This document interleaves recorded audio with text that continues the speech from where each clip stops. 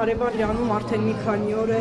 ռազմական գործողություններ են։ Մինչ այս պահը ինչու անվտանգության խորհրդի նիստ չի գումարվում, տեղեկություններ ունեք կամ Հայաստանը այս դրա վերաբերյալ ինչ քննարկումներ է անցկացնում, ռիսկերը, վտանգները, ինչպիսին է մեր քաղաքականությունը այս մասով։ Չափազանց մտահոգիչ եւ դատապարտելի է Իսրայելի հարձակումը Իրանի վրա եւ այն իրավիճակը, որը ընթանում է, ցավոք սրտի դադար չի առնում, սա շատ մտահոգիչ է ընդհանրապես տարածաշրջանային անվտանգության տեսանկյունից եւ հույս ունեմ, որ մոտակա ապագայում հնարավոր կլինի այդ կրակը դադարեցնել եւ վերադառնալ բանակցություններին, որովհետեւ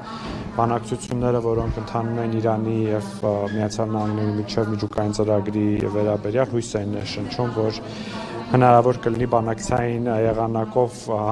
գալ հայտարարի եւ լուծել խնդիրները, բայց ցավոք սրտի մենք տեսնում ենք, թե ինչ է տեղի ունենում։ Ինչ վերաբերում է Հայաստանի արձագանքին կամ ինչպես նշեցիք անվտանգության խորհրդի նիստին, ես գիտեմ, որ Հայաստանի կառավարությունը եւ անվտանգության խորհուրդը տարբեր ֆորմատներով քննարկումներ անցկացնում է եւ օպերատիվ հետևում է իրավիճակին եւ Հայաստանին առնչվող, եթե որևէ բան լինի, բնականաբար կլինի օպերատիվ արձագանք։ Այս պայդրությամբ իսկ նիստ է եղել ճիշտ հասկացա բան Անվտանգության խորհրդի անդամների մասնակցությամբ քննարկումներ մշտապես են տեղի ունենում եւ աշխատանքային նիստեր։ Հայաստան-Իրան այդ բոլոր ընդհանրապես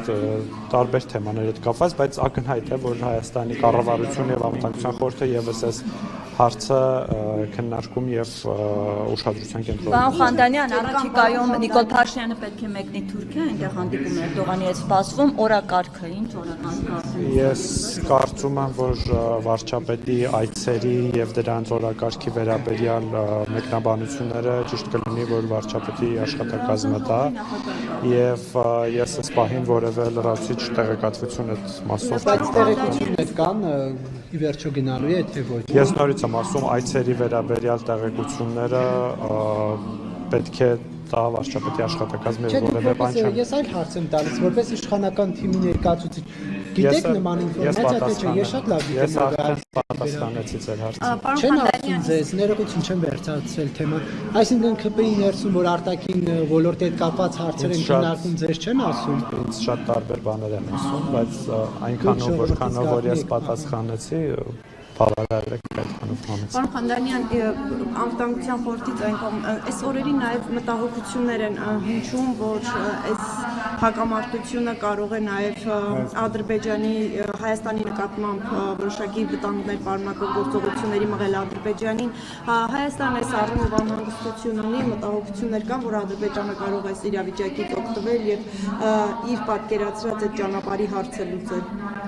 Գիտեք, բնականաբար ցանկացած լարում տարածաշրջանում, հատկապես այսքան մոտ տարածաշրջանում, ի վերջո Հայաստանի սահմանակից հարևան երկրում է, բնականաբար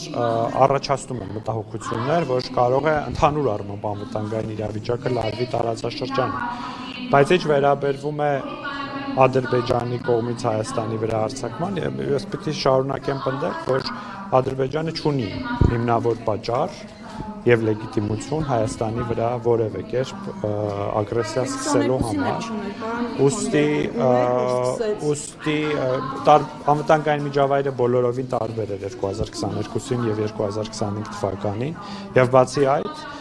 հիշեցնեմ, որ Հայաստան եւ Ադրբեջանը ունեն պատրաստի խաղաղության պայմանագրի տեքստ, որը Հայաստանը պատրաստ է ստորագրել այսօր։ Բայց Ադրբեջանը պատրաստ է։ Դե Ադրբեջանի դիրքորոշման մասին գիտեք եւ Հայաստանը աշխատում է եւ շարունակում է բանակցությունները եւ քննարկումները խաղաղության պայմանագրի ստորագրումը հնարավորինս մոտեցնելու համար։ Այսինքն ռազմական գործողությունների հավանականությունն է փուլում, եթե պատերազմը այն թվում շարունակվում է։ Ես ճիշտ ասած նման գնահատական չեմ կարող տալ, բայց կարող եմ նորից կրկնել, որ նման ագրեսիայի որևէ առիթ պատճառ լեգիտիմ։ Գործընկերության հարցին հավելում ընդամենը օրեր առաջ այս լարվածության ֆոնին Ադրբեջանի նախագահի օգնականը կրկին հիշեցնում էր Հայաստանին, ասում է մենք շարունակում ենք հստակ ակնկալիքներ ունենալ Զանգեզուրի Միջանցքի մասով։ Այս ֆոնին կապված։ Դուք գիտեք, որ տարածաշրջանի կոմունիկացիաների ապաշրջափակման վերաբերյալ Հայաստանը ունի իր հստակ պատկերացումը, մեծ հաշվով դա խաղաղության խաչմերուկ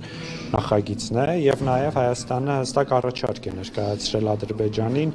Ադրբեջանից Ադրբեջան, այսինքն Ադրբեջանից Հայաստանի տարածքով դեպի Նախիջևան եւ Հայաստանից Հայաստան, այսինքն Հայաստանի կենտրոնական շրջաններից դեպի Մեղրի Նախիջևանի տարածքով անցման իր պատկերացումը, այդ պատկերացման եւ այդ առաջարկի դետալները